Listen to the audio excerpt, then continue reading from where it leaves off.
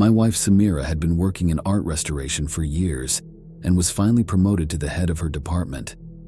She's always been a talented artist, and the science behind it was an added bonus in her mind.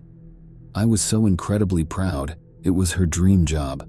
At first, for that first year, she was ecstatic, even when she worked 60 hours a week, even as she was restoring famous pieces of art, or pieces so old that any mistake or misinterpretation would be quite literally destroying history. Her words, not mine, she was truly happy. During her career, we'd developed a tradition. I'd meet her at the museum for lunch, and she'd gush about her work. If she could safely take a picture, no flash of course, she assured me, of what she was working on, she'd proudly show me. But a month ago, something changed. I first noticed it in her eyes as we were eating dinner. She stared off into the distance, an unreadable expression on her face. She looked more exhausted than I'd seen her in a long time. "So, what are you working on?" I tried to break the silence.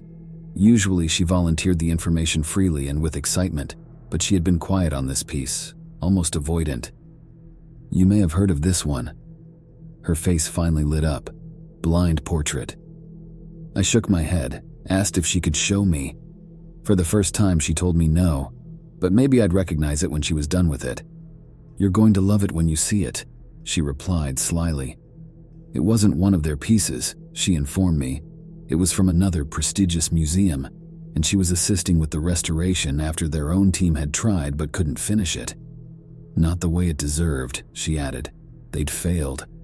The way she described the piece was with so much affection.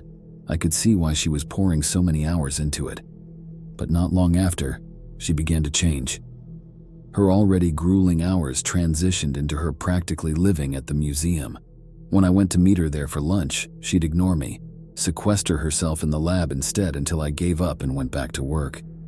Days would pass without me seeing her, but in the instances I did, I could tell something was eating away at her. She looked exhausted. Her once beautiful hazel eyes had been the color of honey with flecks of greens, blues, and browns. They were the first thing I'd noticed about her when I met her, had begun to look duller and bloodshot, almost as if they were receding into her head. They were ringed with dark circles, and I could have sworn she was even losing hair over it. Over the next week, I must have asked her how she was doing 1,000 times, because she seemed to always have panic written on her face, but she never answered. Eventually, she confided in me the source of her stress. "They say I'm not moving fast enough. I'm not putting enough into it. It's never enough." She looked at me, her eyes red but tearless, as if she'd already been crying for hours and had nothing left. "It needs to be ready. It needs to be seen, but I'm running out of supplies," she added after studying me for a long moment, in a way that made me feel oddly uncomfortable. I was incredibly pissed off with her employer on her behalf. Samira has always been one of the hardest workers I've ever known. I'm not just saying that because she's my wife either. She puts her all into every single piece of art she restores, and I'd never heard of them trying to rush her to that extent before. The next morning, I woke up covered in a series of small but deep cuts, the sheets dotted with dried, sticky blood, a small but clear bloody handprint on the bedroom door. Not long after, she brought it home, something I knew she was not allowed to do. I'd learned enough from her years on the job to know that depending on the medium, the pieces were only supposed to be exposed to certain kinds of light, environments, and temperature. She had always treated the art she worked on with so much love and respect. So when I saw her walking to our old and dirty shed with it clutched to her chest, wrapped in a filthy-looking sheet, I knew something was very wrong. The next afternoon, I got off work early. I had hoped to have a serious conversation with her that night. Figured I'd do some projects around the house while I planned out what I was going to say. I turned on the garage light and jumped. She was standing there in the dark, motionless, even though she should have been at work. "Babe, you feeling okay? Did you come home sick? Where's the saw?" She spoke as if she hadn't heard me, her voice strained, almost like she'd been screaming for hours on end. If I hadn't seen her speak the words, I would have never guessed that sound could have ever come out of her mouth. I was so surprised that my thoughts of some sort of intervention were forgotten. "Which one?" She stared down at her hand in silence for a long moment, flexing her fingers. "Circular," she rasped. "Do you want help?" She cradled the saw in her arms, turned, and left without answering me. She was down there all day. I could hear the blade whirring as it struggled to cut through some hard material even from the house. She finally made an appearance at dinner that evening, but she was pale and walked in swaying steps, her right hand bundled in thick bandages. I felt sick and guilty at the sight of blood staining through it. She refused to let me see her injury and screamed violently at me when I told her we needed to go to the ER. I'm not one to meddle in her work life, but I'd reached my breaking point. I decided I needed to talk to her boss, Leslie. She and Samira had worked together for so long that we knew her pretty well. We even had dinner with her and her family a few times.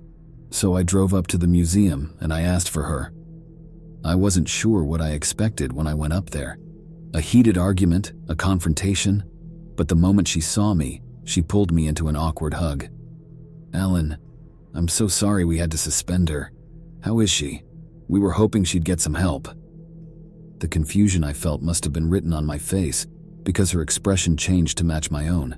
"She didn't tell you." I just shook my head dumbly, thoroughly thrown off by the chain of events. "Samira, she spent every moment working on that horrible painting. We're not even sure where it came from. It isn't one of ours." "She said it was from some other museum that you were helping out." I attempted to pronounce it a few times before finally giving up. She frowned. "No, we aren't partnered with anyone right now. We've got too much of our own work to take on anyone else's. That's why we had to put her on leave. Yes, she was neglecting her work here, but it was the effect that it had on her that worried us. That piece, it was disgusting. I don't say this often, but that wasn't art. Art? Well, art has soul. Something to give you. That piece had nothing to give, it only wanted to take."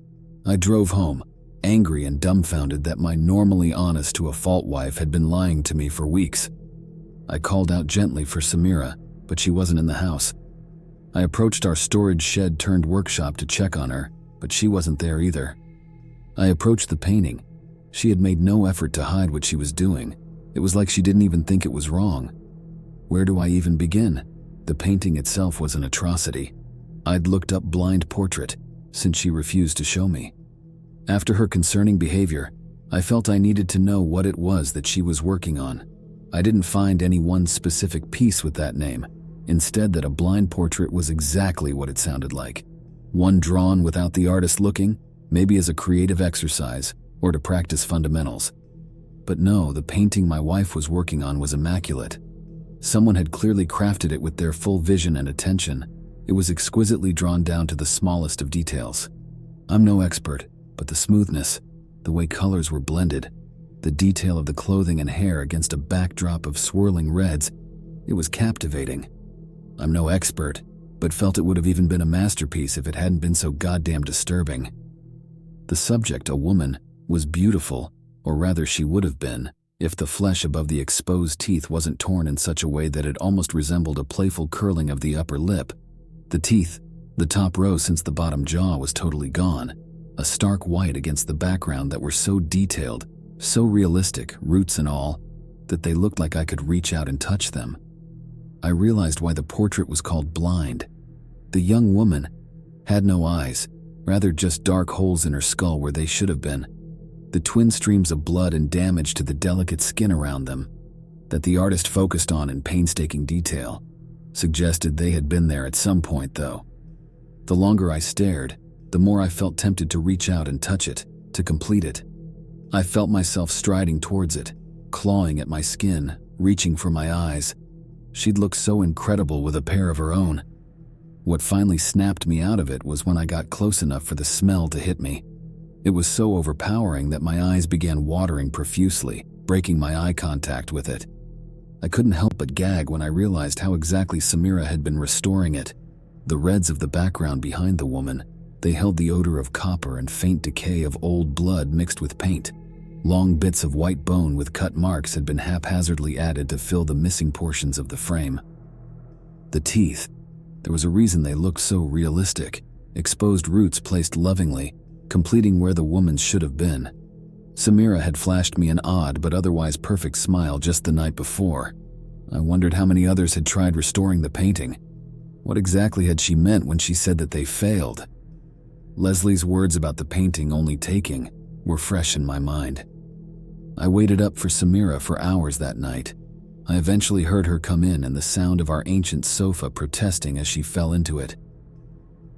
"Babe," I whispered cautiously. "We need to talk." She ignored me, her back turned, and eventually I headed back upstairs. I should have never left her. I should have tried harder to get her help. She was gone again in the morning. I searched for her in the house before finally finding her standing in a shadowy corner of the dark shed. She was painting what appeared to be crudely drawn, swirling faces with her fingers. Even in the scant light, I could tell what medium she was using to paint with. I tried to go to her. Clearly something was very wrong and she needed my help. But mid-step, I found myself turning to approach the painting instead. As much as I hated it, as much as it sickened me, I couldn't get it out of my mind ever since I'd seen it. I needed to see it. I needed to complete it. I choked back a sob when I moved back the fabric covering it. I still hate myself for the fleeting pang of jealousy that I felt. It was finished. There was a new addition since the last time I'd seen it. A pair of perfect hazel eyes,